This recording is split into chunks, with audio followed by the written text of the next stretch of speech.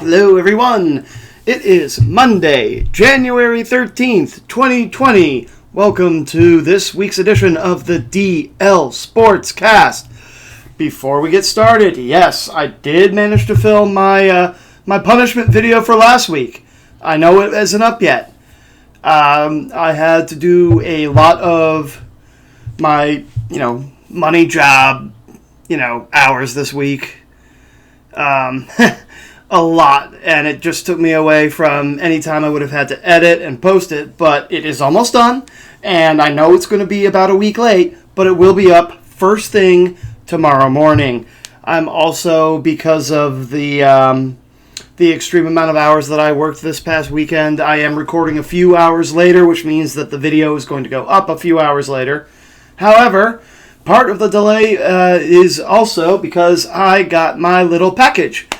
For punishment videos, I've been using an app to spin, and the first time I did it as when I found out that it doesn't really show when I try to show my phone screen. For this last one, one of the reasons it's taking a while to get done is because I have to, I did iPhone capture recording, but that also means I have to splice in my spins to the video. So one of my neat little purchases that I got is this guy right here. So now I can use a dry erase marker to, put some things on the wheel. And when we do, we just give it a wee little spin like that. And it will show up exactly with what we need it to when we spin for punishments. That being said, it's time to actually get into the meat of the topics this week, which of course are the NFL playoff games, divisional round. And this week I went 3-1. And the one that I missed, most people did. I mean, Cinderella has come to the NFL. March Madness is here early this year. How about those Titans? Just heavy doses of Derrick Henry and just amazing catches and trick plays. Henry had, 30 rushes for 195 yards. He threw a little jump pass style touchdown. That was just, nobody has been able to stop Henry in the playoffs so far. Tannehill, it's been kind of brutal to watch Tannehill as a quarterback, but it hasn't been great, but he's not making the big mistakes.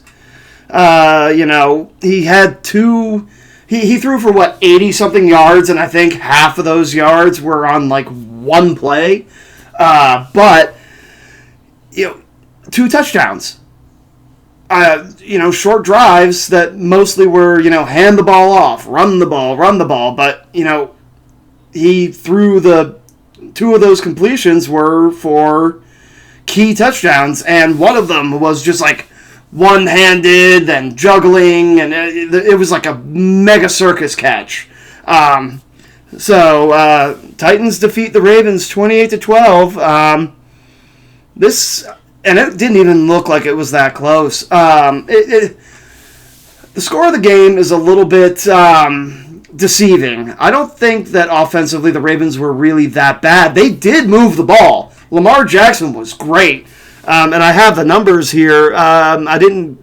He was 30.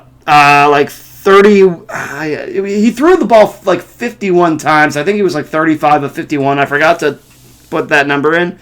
But he had 365 yards passing and 143 yards rushing. That's a lot of yards. So, moving the ball like that, you'd think they'd be able to put up more than just 12 points, but 2 interceptions and a key fumble, and I believe that one fumble is what led to the Derrick Henry jump pass. I think the Titans, if I remember, they had that opening drive. I believe is the longest scoring drive they had, but I could be wrong. I'd have to go back and look at it, but I think the remaining 21 points came off of those turnovers. So as far as I know, the Ravens outgained the Titans, but turnovers just were the key point of the game. That's unfortunate, though. That's a bit of a disappointing ending for what was such a fun season of football to watch for Baltimore. On to next year. I've been impressed with Lamar Jackson. Lamar Jackson is probably, I don't want to say he's a lock, but he's probably going to win the league MVP this year. Just a little bit of a disappointing finish, and you do also kind of wonder if maybe the resting him and having that almost 3 weeks off because of the bye put such a reliant on rhythm offense sort of out of sorts, I guess, maybe. But again, they moved the ball, just 2 interceptions, and that fumble turned out to be super costly. On the other hand, then we go on to the Chiefs and the Texans in what is the wildest game I think I've seen in a long, long time. For those who were betting, and you went with the over on this one, good on ya. I think they went over whatever the over was. I forgot what the number was, but 51-31 Chiefs defeat the Texans. But, the Texans were up 24-0 at one point, and I was on my shift. I saw that. I'm like, how? How did they? And it wasn't even in the first half. It was in the first quarter. At one point I checked, it was 14-0. The headline was the Texans scored twice in about a 2-minute span, and if I'm not mistaken, I believe that was off of the. They scored the touchdown and then blocked a punt for a TD, and that's how they got those points so fast. But then, the defense makes a stop on Houston. Houston punts, and Tyreek Hill drops the punt. So you give the Texans a 1st and goal on the 6. The Texans looked.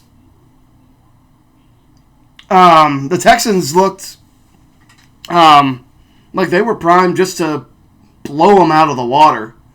It really did look like that. But after a pretty, I think it was an okay drive. The Chiefs got a nice little stop, forced a field goal attempt. So 24-0 Texans, and then Patrick Mahomes got going. Now, in Patrick Mahomes' defense, he was actually accurate up to this point. It just doesn't show in the stats because legitimately, I can count 5 right off the top of my head passes, hit his receivers in the hands, and were just dropped. I don't even think there's any excuse for any of it. The Chiefs should have been moving the ball down the field earlier than they were. And it's not even Patrick Mahomes' fault. But from that point on, you look at his final stats, 23 of 35. Take away 5 of those that were just complete drops directly in the hands of the receivers. He gets 321 yards, 5 touchdowns, and including 3 to Travis Kelce, who was, I believe, questionable coming in because I think he had an ankle injury. Came in, played hard. He had a total of, I believe, 10 catches for 134 yards. 3 of them touchdowns. Good on you, tight end. Making Cincinnati proud. We got to give a little bit of a shout out, though, to Deshaun Watson. I do not put this loss on Deshaun Watson. The Texans scored 31 points. And I know that, take away a touchdown that was off of special teams. Still was 31 of 52 for 388 yards and 2 touchdowns. No interceptions, mind you. No interceptions. Still threw 2 touchdowns. But he spends so much time running for his life. And I get that's sort of the style that he is, like a run, make people miss style quarterback that maybe holds onto the ball way too long, looking for something to develop downfield, and sometimes that really comes back to bite them, which means that they probably need some help on that offensive line in the future. We'll go over that later. But that was a lot of points, and what was it? I think that the Chiefs, after being down 24-0, turned the tables and went 41 points unanswered. Whew. I mean, you could not take a break in that game. There was so much happening, and it was just such a fun game. And, I know that most of what I saw was, on the highlight reels afterwards. Yeah, you could tell that was just one of the most exciting games that the NFL has seen in a very long time, as far as getting up big comebacks. I mean, there was talk about the Andy Reid curse continuing when they were down 24-0. Andy Reid, just as good of a regular season coach as he's been, has never been fantastic in the playoffs. I really am rooting for him. I want to see him get one Super Bowl, not because I'm also being a little greedy and wanting to see Kelsey get one, but he's been around so long and he's considered such a great coach. I really do hope that he gets a chance to play in the Super Bowl, and I hope he wins it this year. It would make me feel a little better. Over on the NFC side, probably what I would consider to be the most average game of this week was the 49ers beating the Vikings 27-10. The quarterbacks were okay. I actually think when I did the math, both Cousins and Garoppolo's yardage numbers combined are less than 3 out of the 4 AFC quarterbacks individually in each of their games. So, very pedestrian quarterback play. This was about the 49ers running back. Oh dear, I've got messages on my laptop that are blocking my notes. Sorry, guys. There we go. Coleman had a great day running the ball. 105 yards on the ground with 2 touchdowns. But what was really the most impressive part about this game was the San Francisco D-line and the guy who should be the Defensive Rookie of the Year, Nick Bosa. 6 sacks, and they could have had more. They were in the backfield all day long. They made Kirk Cousins' life living hell. I mean, if you love good defense, that was a great game. And, some credit to the Vikings D. They did a good job on Garoppolo. I mean, 27 points sounds like a lot. It really doesn't feel like it for this game. But this was the most defensive game as far as I'm concerned. And then another great game, yes, it was last night. It was the other NFC game. Packers defeat the Seahawks. It was, I believe, 28-23 final. Good game for Aaron Rodgers. Typical game for Aaron Rodgers. We had 16-27 for 243, 2 touchdowns. And when I saw the highlights of this play, especially early on, so many of the highlights were Rodgers to Davante Adams. And when I looked at the numbers, Davante Adams finished 8 catches, 160 yards, 2 touchdowns. Fantastic. Really, really, really happy for that. I don't have a horse in the race anymore, so I think it'd be fun to see Green Bay in the Super Bowl. I think it'd be fun to see Kansas City in the Super Bowl. They met in the very first one. I think I have that right. The first Super Bowl was, I believe, KC Green Bay, if my history is right. But NFL's 100th year, it would be a great, fun story to see the Chiefs and the Packers play in the Super Bowl, just for the history of it. Russell Wilson did everything he could to try and get his team to claw back into it because they were down. I don't know if they scored their touchdown going into the half. They might have. I don't remember what the halftime score was, but they were down pretty consistently throughout most of the most of the game, and then Russell Wilson got them on a bit of a comeback. Only one touchdown pass, but still 21 of 31, 277 yards. Marshawn Lynch had 2 touchdowns, I believe. Yep, 2 more TDs for Lynch. A great effort. I mean, they almost pulled that comeback. A little bit of controversy there at the end. If Seattle has a grievance on the spot of that ball on the what was essentially Green Bay's final drive of the game that clinched it, I don't blame him, because I for sure thought he was down a half yard short of the sticks. Again, because I was working, I've only seen the highlights. I didn't see it live and get the big, full explanation on it. But I feel like that Green Bay might have had... I can't remember if it was on second down or third down, but I'm definitely convinced that he was down a full half yard short of the sticks. Now, he could have not had his knees touch and could have rolled forward. I'm not 100% sure. I'd have to look at it again. But I do question the spot of that ball. At least in this case, the officials actually took the time to look at it, unlike last week with the push-off with Rudolph. But that's what we look at for this past weekend's playoff games, and that sets up by Kansas City versus Tennessee AFC Championship. Who would have thought?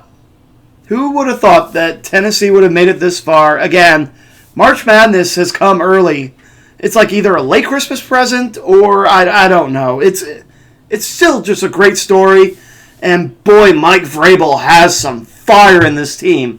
If there's a guy who knows how to get your team far in the playoffs, Mike Vrabel won 3 Super Bowls with New England.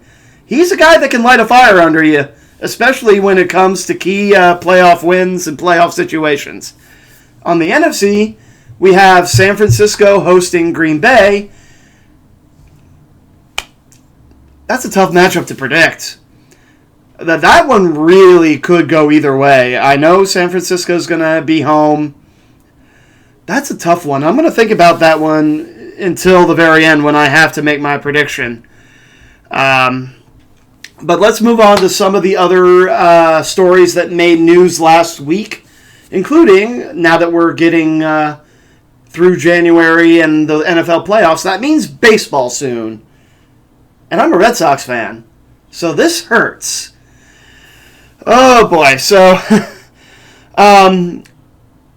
I've listened to a good number of radio interviews about stuff like stealing signs, and yes, it's considered kind of a cheating / dirty tactic, but a lot of players, especially old school players, are like, it's part of the game. If people are stealing signs from the outfield or from, the second base, I'm obviously just not doing a good enough job hiding my signs or whatever. And it's just, to say it's accepted, I mean, kind of. People say that it's kind of part of the game.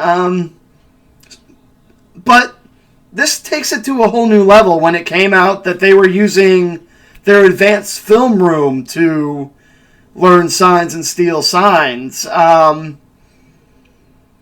is considered like new age style cheating, and as far as I know, I believe there's a special rule in place that says you can't use technology to get upper hands like stealing signs like that. I think there's legitimate repercussions for that.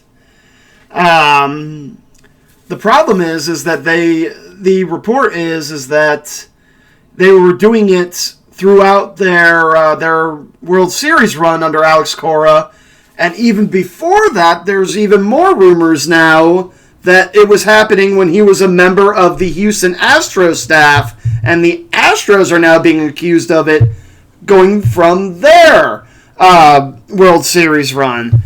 And the tie to that is the manager of the Red Sox, Alex Cora. There could be some penalty somewhere for Cora. I don't know what that is, Whether it's a fine, a suspension, both, I don't think he's going to get canned. But there's a very real chance that we are going to be sitting here seeing a punishment like we haven't before. Could it be... Could Rob Manfred look at this situation and go to the original Tapegate that New England got in trouble for many a years ago and go, well, this was the penalty for that. Can I do similar penalties here, minus maybe taking away the draft pick, because I'm not sure how... I know draft picks are important in baseball, but there are so many rounds in the baseball draft that I'm not sure if you take away 1 or 2 picks, how much of a major difference that's going to be. Maybe someone who's a little bit more in tune with the baseball draft and stuff like that could tell me, but there probably is going to be a fine coming, maybe a suspension, if I were to take an uneducated guess at that.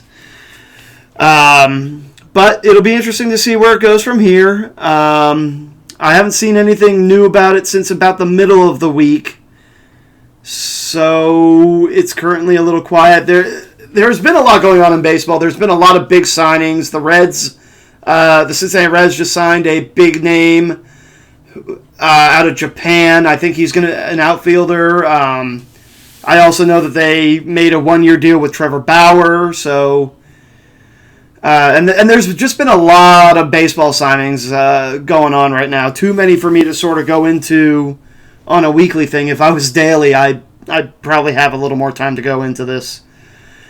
All right, a lot's been happening in the NBA this week too. We're still a little. There's still not a lot, but what did happen this past week needs to be a talking point. The Cleveland Cavaliers coach, John Beilein, who had many a good years as a head coach of the Michigan Wolverines, and when I heard that he had been hired to go coach in the NBA for the Cleveland Cavaliers, I was a little surprised. I didn't think that Cleveland was going to reach to a college coach, especially John Beilein, who I didn't know was looking for NBA jobs. So that was a little bit perplexing. And they've certainly not been very good. And their best player, Kevin Love, has very, very much made it be known that he's not very happy with the way things are right now. However, they apparently had a film session last week where a slip of the tongue may have occurred. John Beilein said, hey, at least we're not playing like a bunch of thugs anymore. Oopsie. It's not good to call your team a bunch of thugs in a film session. Now, he did come out and say that he meant to say we're not playing like a bunch of slugs anymore, in reference to their film study where he's like, I'm happy seeing that we're picking up our pace a little bit. We are not being as lazy. We're not playing like a bunch of slugs anymore. What came out, though, was we're not playing like a bunch of thugs anymore. And in a sport that is predominantly minority / African American, a lot of these players, also don't have the world's best upbringings, is a way to put it. There's a lot of people who have, made something of themselves in the NBA. And to say that word thugs is not okay. Not okay at all. So players coming out of that film session were very understandably both shocked and disturbed. He's already having an issue, obviously, connecting with his players. And after this, I'm really curious to see if they're going to be able to mend whatever relationship they had. He's also, not even halfway through his first year. he's still a very new coach. There hasn't been time for him to really build any sort of a major relationship within his team. So that only amplifies the matter even more, I would think. Now, he did apparently issue a very tearful apology, and I think he met with a bunch of his players one-on-one to apologize, explain what he meant. And it's interesting to see if they're going to buy in long-term. But weirdly enough, they're 2-0 since this came out. I don't think it's going to last. They played the Pistons, who are bad, and going into Utah, that's a bit of a surprise. But when I was reading through that story, I was like, oh, you done screwed up, my friend. You do not say these words in front of your young athletes. But we'll see what happens. I believe there was some internal reprimanding. I would imagine that he might have been fined. His job security it's already not good. You're in Cleveland. Your team is playing very poorly. But that hurts. And if he can work and mend the relationship that he has with his players, more power to him. Good for him. But right now, it's a mess. Anything in Cleveland right now is a mess. The Browns are bad. The Cavs are bad. What can you do? But there is some good things that happen in the NBA. There's a lot of players who have been hurt. It's been, the NBA season is long. The injuries happen.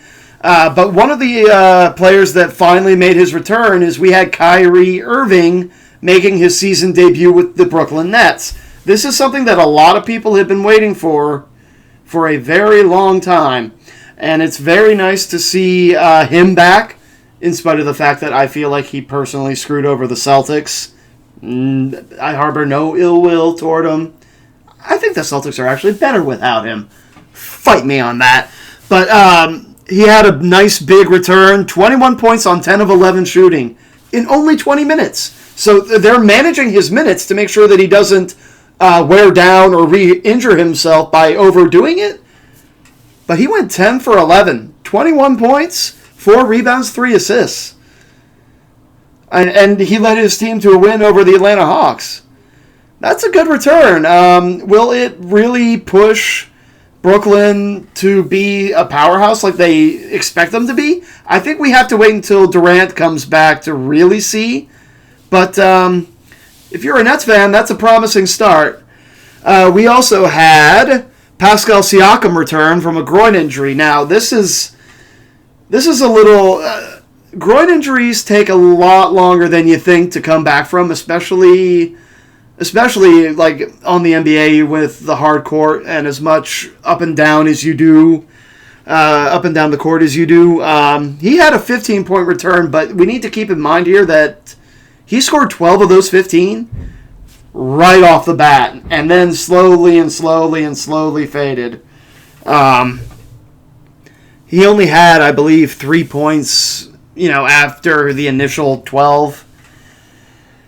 Yeah, he only had 15 points. So he faded down the stretch. I would imagine he's got rust on him and he's just tired. And again, the groin injury is not an easy one to come back from. He missed key shots, I believe it was a 3 that would have tied the game. But he'll get back. He'll get better. For the Wizards, why are we talking about the Wizards? That team is awful. That team is shit.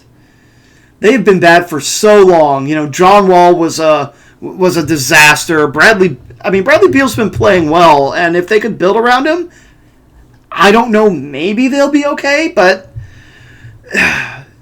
the team in the nation's capital is bad. They are just awful. But Bradley Beal came back, contributed 25. Thomas Bryant, might be a little bit of a role player, came back with 8. But the point of going over these returns is just to prove that the NBA is better when its stars are playing. People really want, to see their stars play. And it's really interesting that we talked about Joel Embiid last week for a little bit and how unhappy he was with the way things were in Philadelphia. Now, Philadelphia, by all accounts, had a decent week, I think, as far as their scores, their outcomes in their games are concerned. But Embiid got hurt pretty much right after he came out and made those comments. Karma? Maybe. The other thing that shocked me, and I missed this last week, was Anthony Davis, I believe, came out and said that he was going to play this year in LA and then not, I don't know if it was an opt-out clause or whatever, but he said he was going to test the free agent market after 1 year in LA, which shocked me a little bit. I thought that he went out of his way to want to come to LA just to play with LeBron. And LeBron worked so hard as an ambassador of the Lakers to bring Anthony Davis in.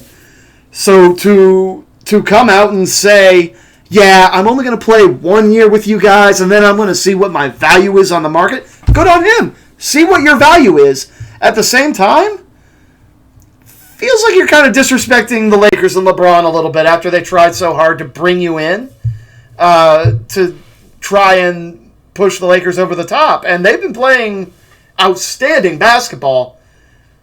But I think it was the night he made those comments earlier in the day. Like, the news of those comments came out earlier in the day. They had a game that night. And that was the night he had that horrible tumble and fall that has put him out of action for a little bit. It's kind of weird. Like, it's a lot of players that have been coming out and saying things. Karma's been coming back to sort of bite them in the ass a little bit. Andre Drummond, we talked about him being on the trade block, threw a temper tantrum and threw the ball at somebody. Got ejected for that. The NBA is starting to pick up. I believe we're getting near the trade deadline, so that means that a lot of fun news is going to start really picking up in the NBA. And also the fact that the NFL is winding down. There's going to be less NFL topic going on, more NBA and NHL as we get into the baseball transitional period. So hopefully, and then March Madness is also getting close too. We're in conference play. There were some fun college basketball games to watch. After my shift was over on Saturday, I finished watching the LSU Mississippi State game, and that was one hell of a finish. I mean, it's really weird to just sort of talk about two teams that aren't in the top 25 in college basketball, but that finish where, Mississippi State's down one, they get fouled on a drive to the basket, guy misses both free throws. It's still down one. The rebound goes out of bounds off of an LSU player, and then off the inbounds play, great inbounds play. They get a layup, and all of a sudden Mississippi State's up one, 4 seconds left. 4 seconds left. And in college, when you call a timeout, and this is one of the things I actually like about college versus the NBA, because I hate this rule in the NBA. In the NBA, in this situation, you call a timeout, you get a free trip like 3/4 of the way down the court, and I hate that so much. But in college, you still have to take it out underneath the basket. 4 seconds left to get all the way down the court. LSU inbounds the ball to, I would assume, what is their star player. I haven't seen enough of LSU this year to really determine who their star player is. But now that we're getting close to tournament time, I'm going to be watching a lot more of these other teams. Just down the court, off-balance shot at the buzzer, goes in, wild finish, LSU wins. It's so much fun. I love college basketball. It's a shame that Cincinnati hasn't been very good. Xavier's been falling off the wheels of the wagon a little bit, so when I go home for the tournament this year, I'm actually concerned that there isn't going to be a whole lot local to root for. Cincinnati is certainly on the outside of the bubble. Xavier's not playing very well. Dayton's been off the wall good, though, so there's at least something there. So that's where we're heading now for the future of the immediate future of what's coming up sports-wise. Also, I believe this week we're going to get some of the players that are going into the Hall of Fame. I believe the voting's done now. But we do need to talk about something that happened this past weekend on the pregame for CBS and the halftime show for Fox. There are two people who were great NFL coaches who work for those networks on their pregame and halftime shows. On the CBS side of things, it's Bill Cowher, who I watched a lot of football. I watched a lot of his teams because they are in the same division as Cincinnati. Growing up in Cincinnati, like my age as I was growing up, he was coaching the Steelers. So whenever Cincinnati played the Steelers, we saw a lot of Bill Cowher football teams. And then Jimmy Johnson, who is the architect of what the Cowboys dynasty was in the early 90s. Both were elected to the Hall of Fame over this weekend. And I loved the way they announced it. They brought in the president of the Hall of Fame on both of those shows to announce it live on the air. And, Bill Cowher, who I watched coach a lot of football. Stone face, that chin of his. He was always like the stalwart, tough guy. Seeing him break down a little bit in tears was very heartwarming. And as nice as that was, the next day when they did the same thing to Jimmy Johnson on the Fox show, I mean, poor Jimmy was at a loss for words, and he was choking up, and it just shows you that for all those people that have ever suited up for the NFL or put on a headset or helped run a team from the business model to the ownership, there are only 300 and now 28. We'll be adding a few more here in either this week or next week, members of that Hall of Fame. It is, I believe if you do the math, it is less than 1% of people who are involved in the NFL make the Hall of Fame.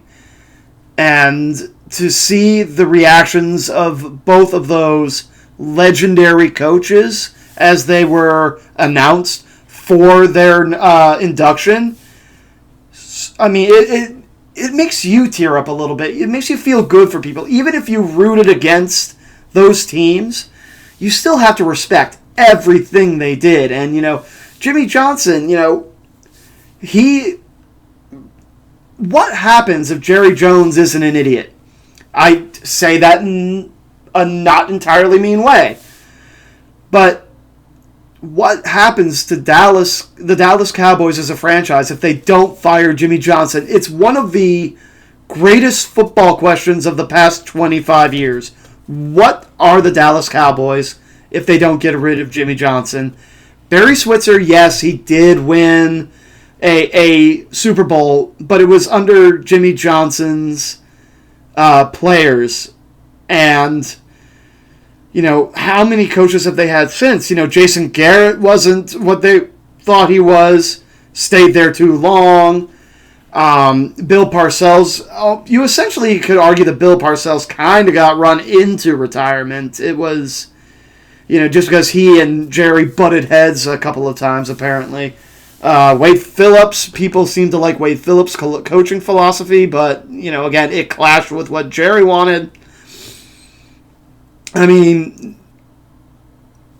it's the Dallas Cowboys would have.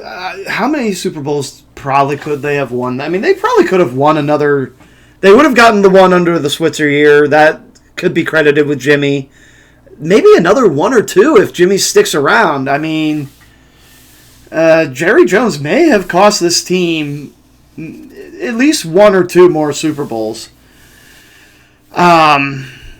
But good for them. I'm so happy to see them getting into the Hall of Fame, especially Bill Cowher, because, again, watched a lot of football under Bill Cowher. I mean, for Christ's sake, they made one of the Pittsburgh Steelers mascots into a version of Bill Cowher that they called Steely McBeam. I think they still use that mascot, too, if I'm not mistaken. All right. Now that we got the Hall of Fame announcements out of the way, let's go into our next 4 teams for the year in review, which are the losers from this week. I can't really be mad and call them losers. They made it all the way to the divisional round. They're all picking late in the draft, except for one team. And again, same problem I had in the first video I did, where the site I use that does the efficiency rankings, because there was a trade there, I don't have them, but I still have all the other stats. But the next team in is the Vikings, which were 10-6. Offensive efficiency was 5, which I thought it wasn't going to be that high. Also the defensive efficiency ranked them 10th. Special teams was 25th. Their points per game scored was 24.6, which was 11th in the league. Again, kind of surprised, kind of not. I thought it would be a little lower than that. But if you look at the 24.6, that does kind of make sense. And I'm not putting it all on Cousins. Dalvin Cook was a hell of a player this year. So that's probably where a lot of that comes from. Defensive points per game was 19.4, which was 7th. And that's about what I expected it to be. They lost their offensive coordinator. Their offensive coordinator is going to the Browns to be the head coach. And we'll get into some of those coaching hires here in just a minute. But, it was a very solid year for Minnesota. Tough division with Green Bay in there. And they went in and they pulled off that incredible upset last week. And, oh boy, wait until you see the punishment video tomorrow, once I get it finished and edited.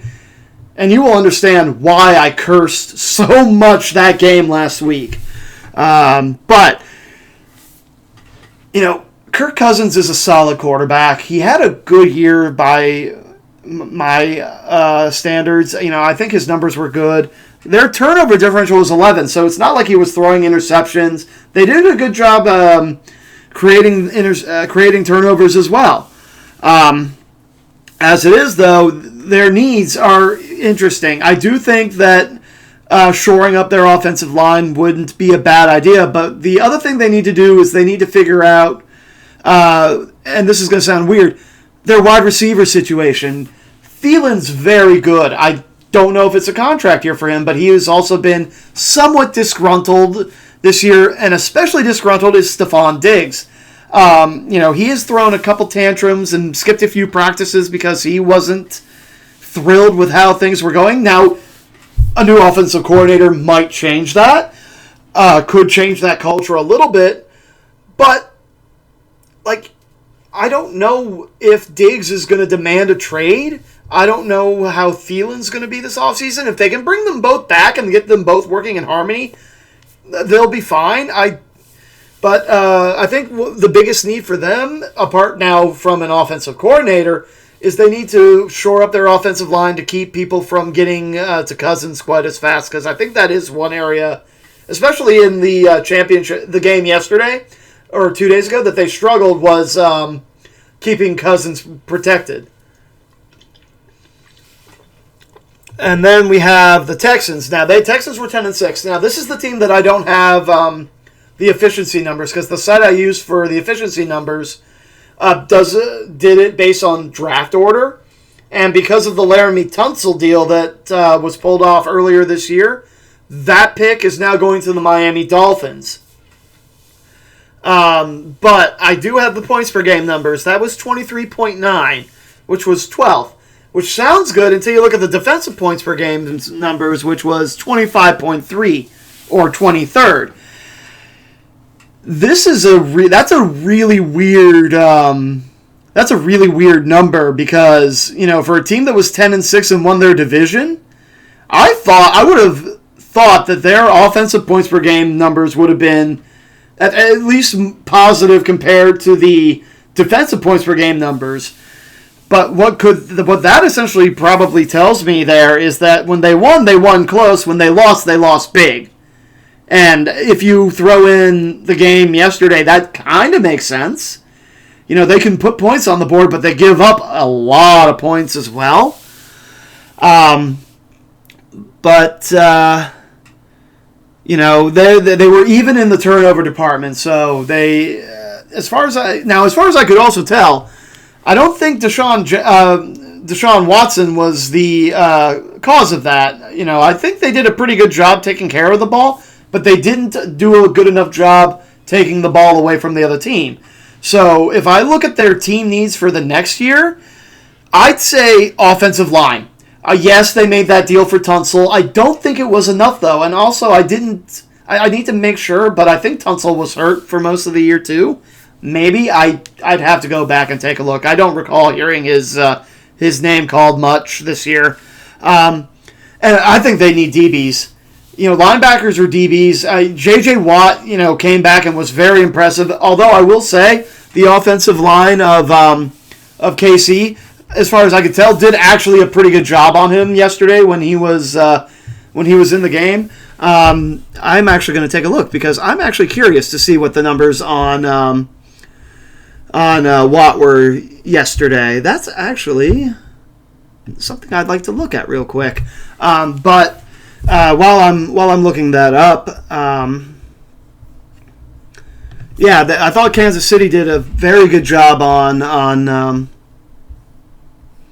Watt. So linebackers possibly are the key need there, as well as defensive backs. They just need someone to be able to take the ball away from other teams. The other reason I say offensive line specifically is because as good as it is, as much fun as it is to see Watson play that style where he's running around trying to make something play, you know, down the field and all that jazz. It takes a long time for any sort of play to develop when you're doing that. Plus, you know, they got a little lucky last week. Like Buffalo straight up missed those tackles on that sack, and if I remember, there were a lot of sacks on Watson last week. I mean, even if you throw out that play where he just kept his balance and, you know, kept getting hit and didn't go down, by all accounts, he should have been sacked there. So, you know, again, more power to Watson there, but boy, do they need to protect him so that he doesn't feel like he needs to do that on almost every play.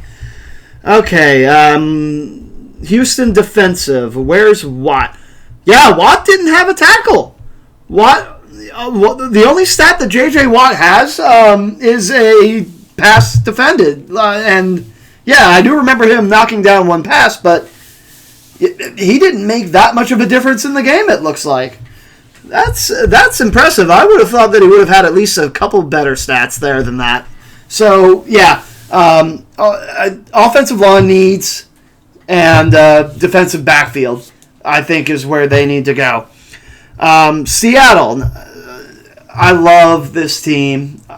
As much as I kind of hate on Pete Carroll for some of the things he did when he was at USC, I can't take away the fact that he's a pretty good coach. You know, he wasn't bad as an NFL coach in New England.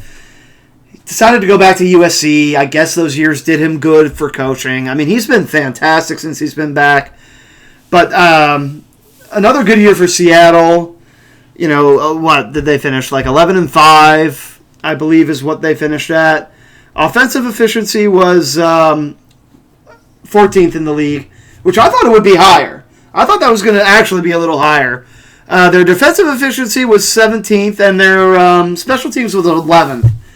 That's very middle of the road for a team that's got got such a good record. I mean, they were the better team record-wise going on the road to Philly, and that's why I felt confident in that pick last week. At the same time, I didn't think that they were going to quite be able to keep up with Rodgers this week. So if you look at the offensive efficiency numbers, but then their points per game. Points per game was 24.7, which was 9th. That's about more what I thought it would be. Defensive points per game was 24.2, which was 19th in the league.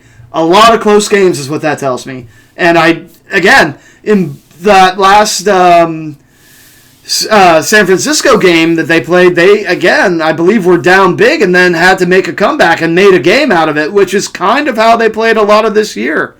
A lot of games behind where they had to come back and pull off a win. Again, you know, it's a team that really works through Russell Wilson. They pretty much were playing a bit of running back by committee, so Maybe they'll look at drafting a running back this year.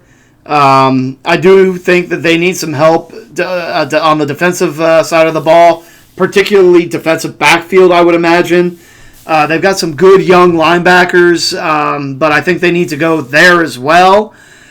And I think their defensive line is actually not bad. So same thing as I would say the Texans, linebackers to defensive backfield.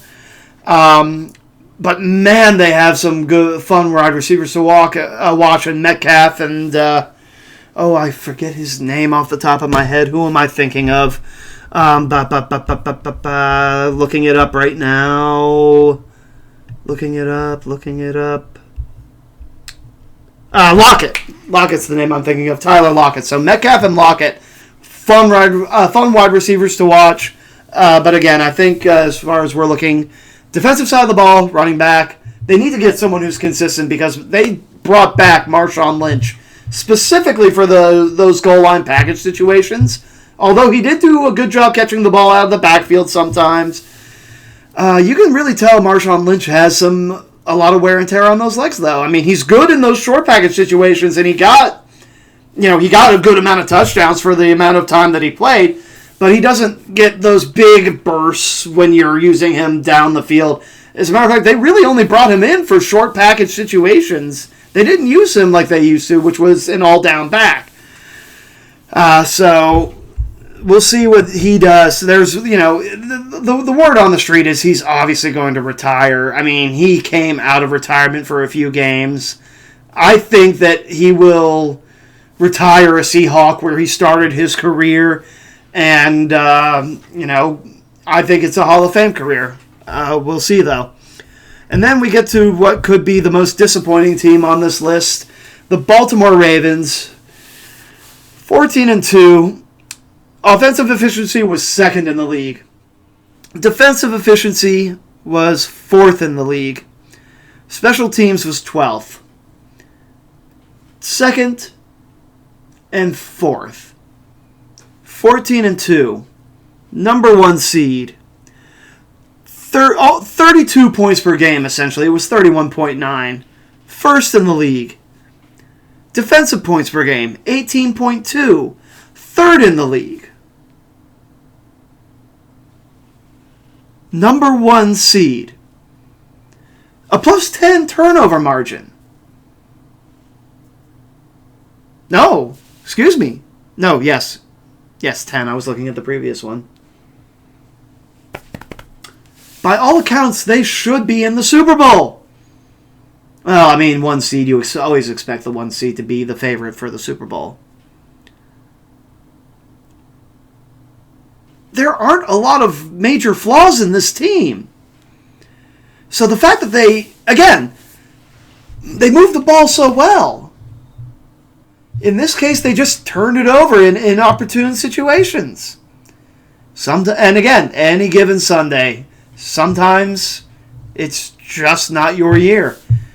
And there's a lot of people coming out saying that, boy, they choked. It was a choke job. And a lot of people are really putting all the blame on Lamar Jackson for this, and I can't. Sure, he's responsible for the turnovers. I guess you can blame him for that.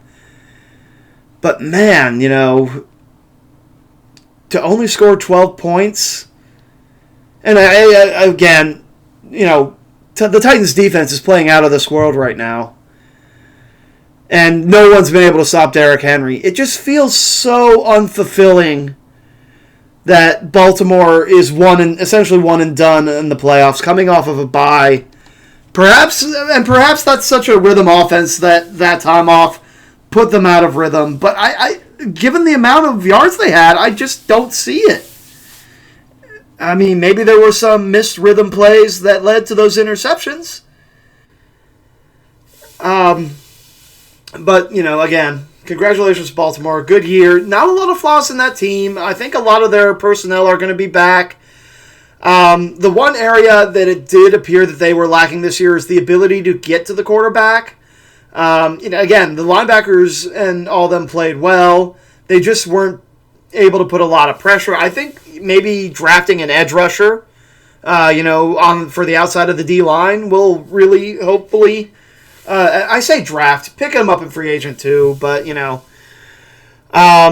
getting a pass rush is going to be the number one priority for this team, because if there was one area that they struggled, and I'm going to guess this is why when we I guess I can't say that their efficiency was 4. Nope. Again, pass rush, biggest need. All right, so let's talk a little bit of some coaching news before we get to this week's predictions, especially tonight's national championship game. The Browns made the hire pretty much right after the Vikings loss had announced that they were hiring Kevin Stefanski, who is the offensive coordinator for the Vikings. Now, I think he's a decent coordinator. I mean, he got a good amount out of that offense with, again, Thielen and Diggs look like star receivers, but, Kirk Cousins, when you think of who are the top elite quarterbacks, Kirk Cousins isn't always there. So, it feels like he did a pretty good job overall over the past couple of years as an offensive coordinator for the Vikings. I'd like to see how he is as a coach. Now, there's a lot of people who thought that this Vikings and 49ers game was going to be sort of like the final interview process for the offensive coordinator of the Vikings versus the defensive coordinator of the 49ers, who was also interviewing for the job and was considered a favorite for the job. And a lot of people were that I listened to said, well, why wouldn't you take the guy that beat him? Why wouldn't you hire the defensive coordinator who just beat the offensive coordinator that you just hired? And I do have a theory with that. I think they wanted to go on the offensive side of the ball because they want to really shore up the offense with Baker Mayfield and Nick Chubb and Odell Beckham. I really do think that that's why they went with the offensive coordinator versus the defensive coordinator, because they really want to put a focus on the offensive side of the ball. The other shocking thing that happened last week was Matt Rule being hired by the Panthers. Now, I'm not shocked that Matt Rule got a job in the NFL this year.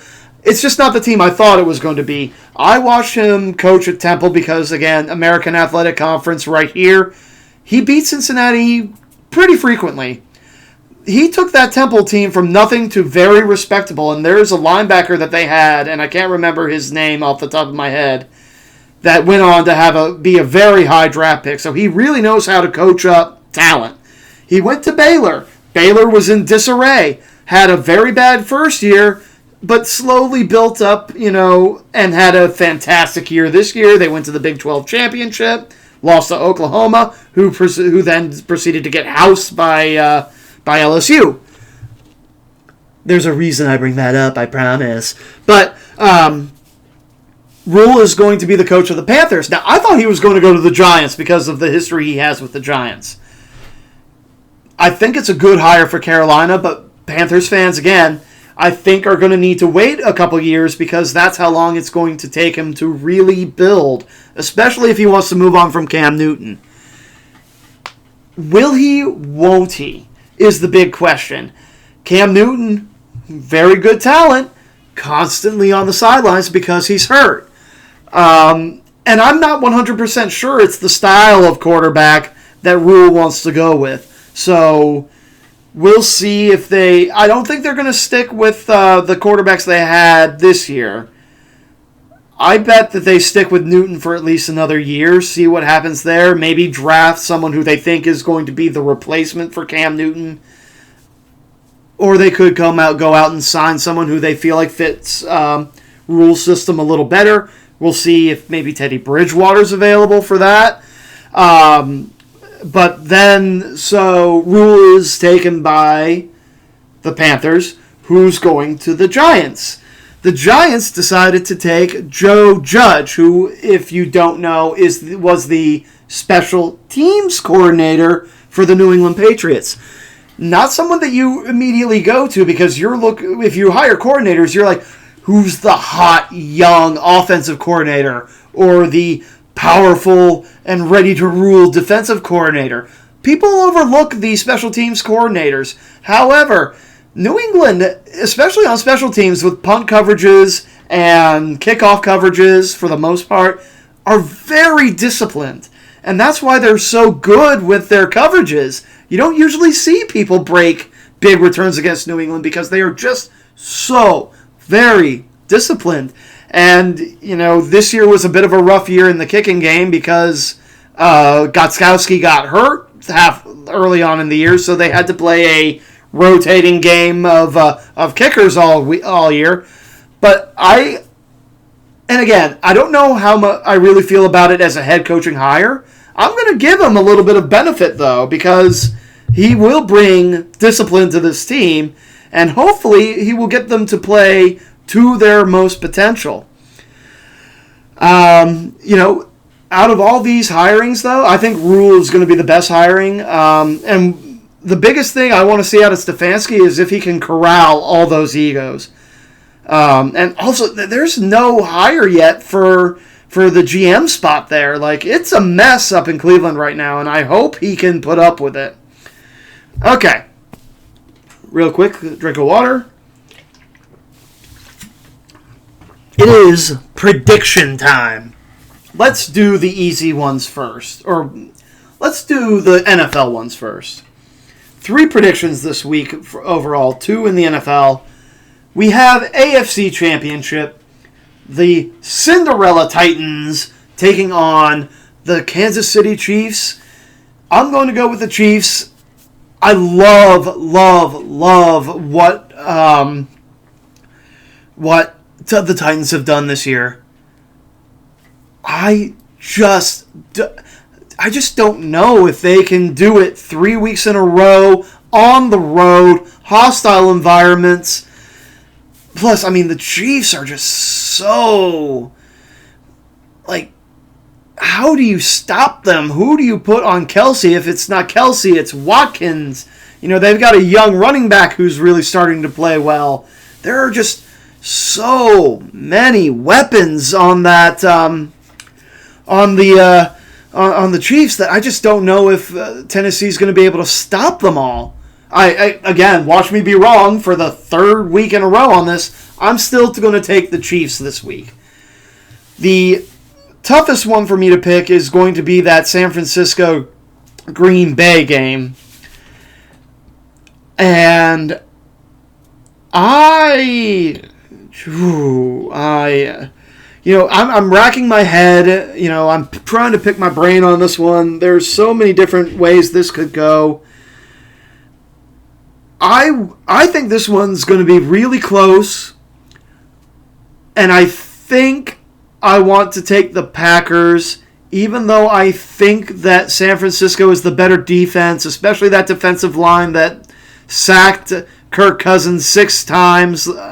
I just also know Aaron Rodgers is a little bit more mobile than Kirk Cousins is, and I think that's going to be the big difference in the game, is that Aaron Rodgers is going to have enough mobility to avoid some of those sacks and be able to throw the ball down the field. I'm going to take Green Bay in a close one this week. And then the big one. It is National Championship night in college. I'm excited for this game. Clemson, 14-0, with Trevor Lawrence, the California-looking kid with the lovely, long, luscious locks, going up against the LSU Tigers and future Bengals quarterback Joe Burrow. Who is it going to be tonight? Well, I'm going to take the team that I think has a slightly better defense. I think if you look at them offensively, not style-wise even, but potential point scoring to me is very even. I think LSU's defense is a little better. So tonight, I am going to pick future Bengals quarterback Joe Burrow and the LSU Tigers. And we will see what happens. Will I have to spin the new wheel? We'll just have to wait and see. Thank you for joining me this week It has been a very, very long weekend for me, and that's why it's taken me so long to get this recording done, to get it up. My notes are probably not as crisp as I wanted them to be because I kind of had to... I don't want to say I had to do them on the fly, but it took me a little bit of time to be able to even get into them. But thank you again for joining me this week. Next week's going to be a little interesting as well. I'm hoping to still get my show up next week. It's going to be, if it is going to go up, it's going to be a little late. But hopefully I can get it done in time for its usual Monday upload. And until I see you next time, everyone, I hope your teams do well this weekend. And I will see you later.